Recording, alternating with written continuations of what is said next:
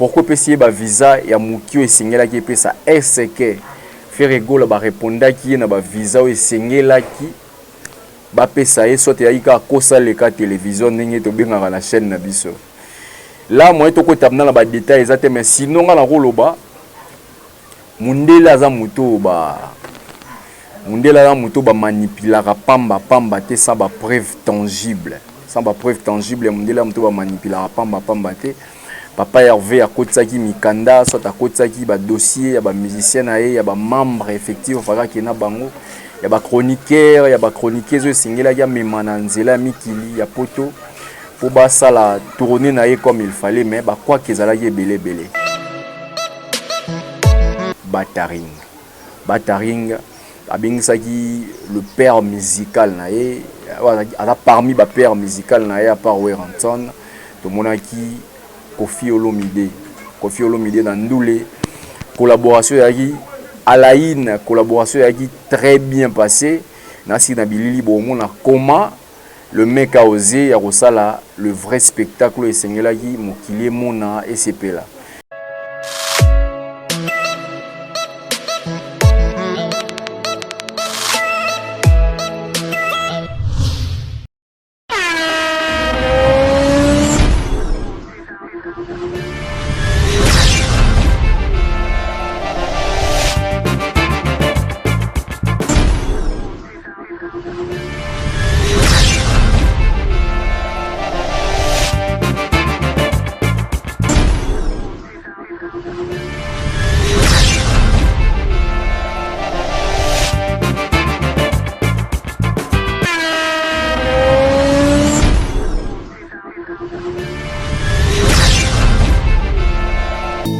Ingénieur 15 Basseli. Ingénieur 15 Basseli. Ingénieur 15 Basseli. Voilà, chers internautes, bonjour, bonsoir, ça dépend de l'ère au Bozo Bisso. Topé Sibino Lissu Mbote et Belé. Bienvenue na chaîne na Bisso Kosa Leka Télévision. Na aussi un abino bo s'abonner massivement, bo appuyer na cloche ya notification pour vous soutenir Bisso de près ou de loin. Toye lelo lisusu kosala ba analyse na bino ezande ko na bino moko Ken Mampuya boye na émission Georges Sheken mais la bino toujours ba news ba sango mambo belé ezo leka sur l'étoile musical soit na mambo belé mais lelo toye ko lobela bino plus makambuya Ferregola Jésus des nuances Tomoni actualité za sérieux actualité za sur Ferregola parce que auti ko beta double production d'affilée na si ba master na ngai Glory Biaro depuis Sudaf ba master na ngai bazé belé ba Djibril le padre boza na si botala na kolobani na koloba vérité ya makambo leki soit to ezali ba bongo et puis na pesi bino lisusu mbote belé Refine la patronne depuis Allemagne, na pesi mbote na Gilles Bomasi master na ngai na pesi mbote na boss 5 étoiles Tony Kalubi mbote na esi ko za le boss 5 étoiles Ferregola auti ko sala double production na Adidas Arena c'est pas de l'eau à boire c'est pas un bonjour au topé ça le matin c'est pas un bonsoir au topé ça chaque soir sinon le mec a osé et puis l'artiste a fait le show comme il fallait. Tomoni na bilili soit tozomona na bilili biso bato to participa quitté. Tomoni le show ndenge lekaki. Sinon l'artiste a été combattu, na expliqué soit na incriminé batute, il a été combattu. Dit à Maison Schengen permettait que l'artiste était à temps réel à commander balobara orchestre sa climaté na climat ezaki kuna esika ba okino beta ba okino sala milulu na bango tout le monde qui artiste azali combattre na mambo ba visa Ferregola ba musicien ba Holanda ele mususu na un jour avant spectacle un jour avant les grands concerts les doubles concerts esengelaki ya sala. Est-ce que ça qui permet ça la mabongo? On ne sait pas. Mais noir ezalaki na sima ndenge bande on a biso ba gaulois bazolo ba toujours main noire ezaki na sima. Est-ce que ezaki vrai? To remekampe ko analyser mon émission. Voilà. Est-ce que le concert a été au top ndenge singela gezala? Est-ce que l'artiste a bien chanté? Est-ce que l'artiste a bien fait les shows? Là tout au belango nakati émission na biso. Nakati émission na biso jour J Sheken. Jour J Sheken toujours nous ba sango toujours toujours nous ba news et puis mambo belé ndenge singela. Le lot s'est martelé trop, tout télémi vraiment la papa Hervé Nika Boronina Ferregola. Jésus de Niance, artiste de mon pays. Il a fait les shows, mais commence mes à la guiwa, puis tout le monde va quoi qu'il y ait plus. Sur le plan, il y a visa. Artiste a combattu trop. Alors bien la main noire mais sur la maison Schengen. Maison Schengen et puis si Ferrego là visa te attend. Pourquoi? Pourquoi peut si visa et à Moukio et signer là qui peut ça? Est-ce que Ferrego là répondre qui est na visa et signer là qui pesa et soit yaika kosa le cas télévision n'engé to bien à la chaîne na biso. Là moi to ko tabna na ba détails exactement mais sinon na roloba mundela za muto Mundela muto ba manipulara pamba te sans ba preuve tangible. Sans ba preuve tangible mundela muto ba manipulara pamba te. Papa Hervé a kotsaki mikanda soit a kotsaki ba dossier ya ba musicien na ye ya ba membre effectif faka ki na bango ya ba chroniqueur ya ba chroniqueuse singela ya memana nzela mikili ya poto pour ba sala tourner na ye comme il fallait mais ba quoi que ezala ye belé exécuter ils ont problème organisation, ils ont problème de professionnalisme, ils ont problème d'administration, ils ont nini. Moi to kota na dossier toza to yebité soit toza na ba maison Schengen était. Moi plutôt ça la ba liaison dit ndenge mokili soit balaba les oloba soit ezo continuer koloba siko ezaza vraiment te. Mais sinon biso to télémara na oyo to moni nini to moni papa Hervé memi une petite délégation ya ba musicien na ye. L'essentiel était quoi? Le spectacle, l'essentiel est que drapeau ya mboka est flotté likolo, l'essentiel est que musique ya papa Hervé Betama après plus de 10 ans d'absence na scène européenne. Papa Hervé a zongi na double production ya Didas Arena. Papa Hervé a beti musique, a beti ndoule nae comme il fallait. Batu ba yembi, batu ba bini. Papa Hervé Yembi a bien si ba collaboration na yo to monaki la dame wana Pravi to moni Hiro Lecoq to moni Singila to moni Grand Mopa au Kokolo Mide bazalaki présent c'est la deuxième jour ya Papa Hervé. Est-ce que ba moment fort ezaki ni na concert wana et pas ngai ba moment fort au toro ba na concert wana to mona artiste abandaki ko yemba na public na elongo ba ki na soif ya romona e sinon ba moment fort ya concert on ya ki bandeli Tisuka le pourquoi parce que l'artiste a bien chanté, il a bien dansé, a sali spectacle na comme il fallait, a sali professionnalisme et on l'air aux professionnels même si ba quoi kezali tu vas voir que tu vas toujours te débrouiller.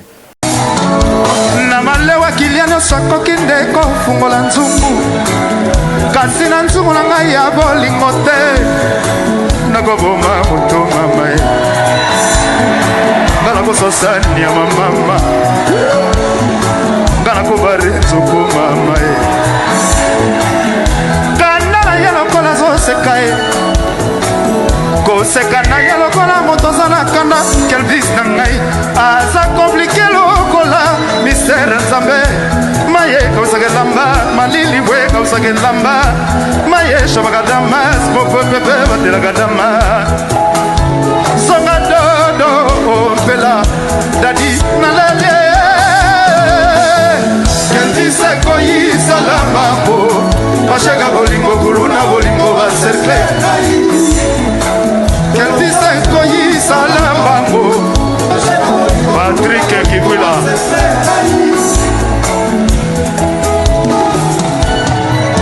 Bilemba tikela ngai ngala koma nga kolela soirée de pasakina ngala koma nga dingue ba preuve bolingo la kisanga ngala nga nakoboma moto ngai nga nakosasania mama mai eya butu na mai mpo na kombo na yo Calvi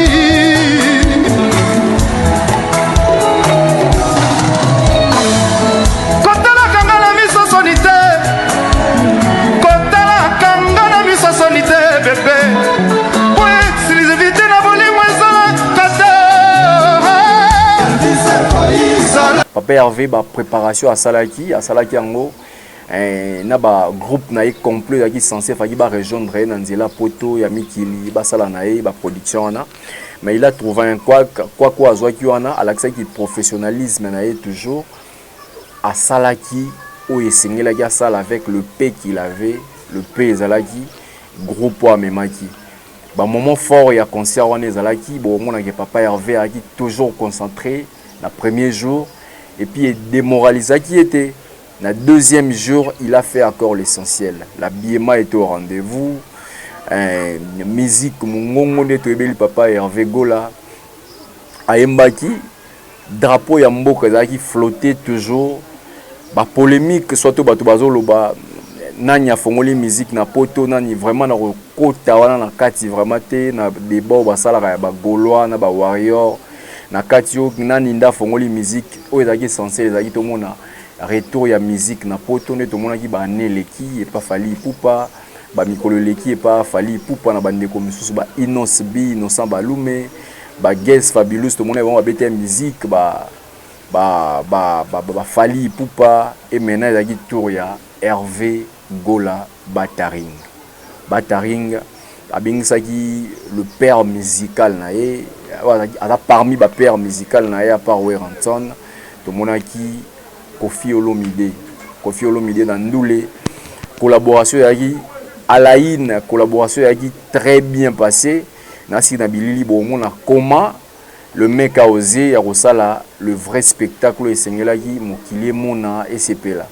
La réaction est un peu de partout na communauté congolaise eza libanda mboka baza na kati ya mboka ndeko na biso ba africain ba féliciter Hervé Gola après ko beta salle moko ya 9000 personnes pendant 2 jours 9000 personnes eza ba jeté na rappeler nous pour rappel Adidas Arena est plus grand que Zénith de Paris eza plus grand que Olympia au boyebi Olympia vena biso ya papa na biso tabula ya beta eza plus grand ka yango Hervé Gola Papa Hervé a se produire wana 2 fois c'est-à-dire drapeau ya mboka na biso qui est toujours liboso félicitations à artiste félicitations à groupe nae félicitations à organisation et surtout à concert wana to moni actualité ya qui toujours à la ligne et puis zo continuer tisiko ba flair bazo continuer au bois que la mwana mboka ba rendez-vous ebelé o eseni na Simé Salama na ba Genève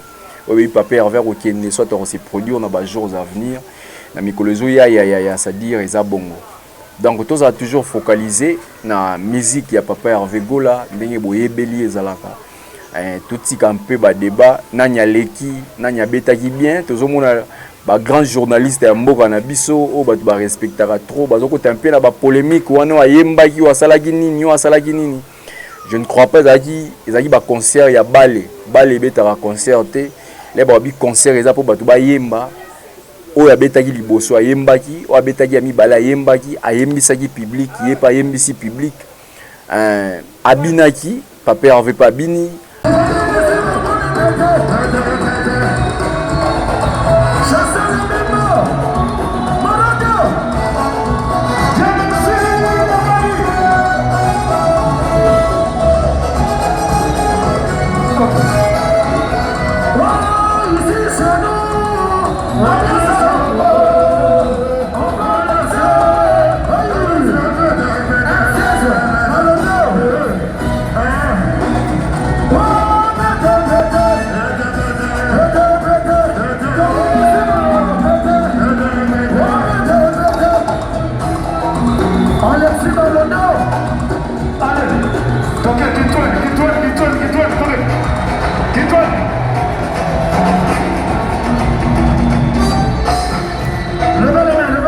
asalaki show oyo pe show ezalaki ya papa Hervé, c'est-à-dire ba comparaison wana eza raison te poto lukato pe so eza l'essentiel eza l'artiste assez bien produit après plus de 10 ans d'absence dans la scène européenne.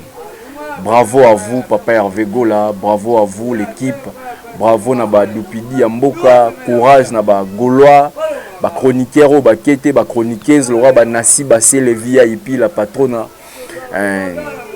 Courage na yo Gouv les Gaulois, courage na yo Mukwantombolo, courage na yo Mouzeki Ndingu, courage na yo l'été à Kanda, c'est-à-dire ba production ezali pas papa Hervé et aussi la té, c'est-à-dire ezali les jours où l'autre pour rejoindre l'orchestre ici qui ezali.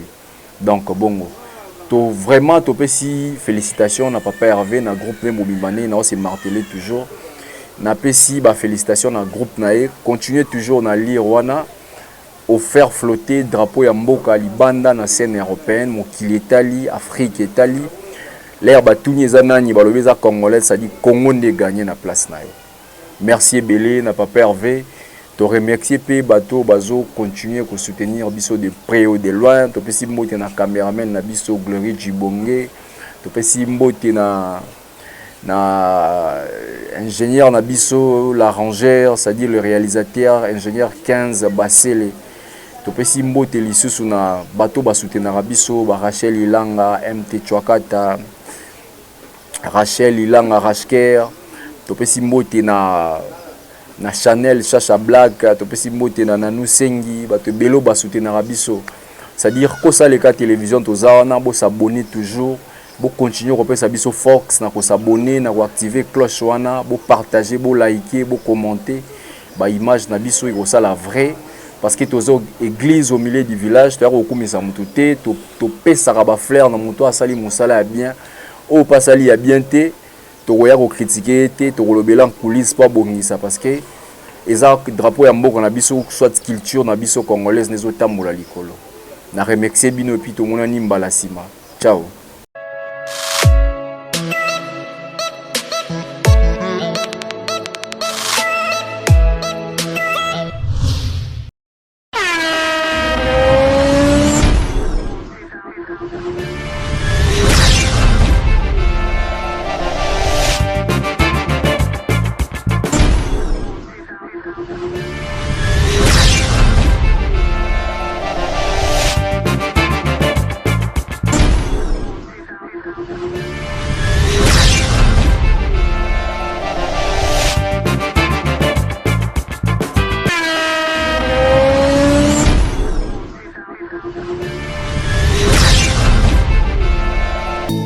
Ingénieur 15 Basile. Ingénieur 15 Basile. Ingénieur 15 Basile.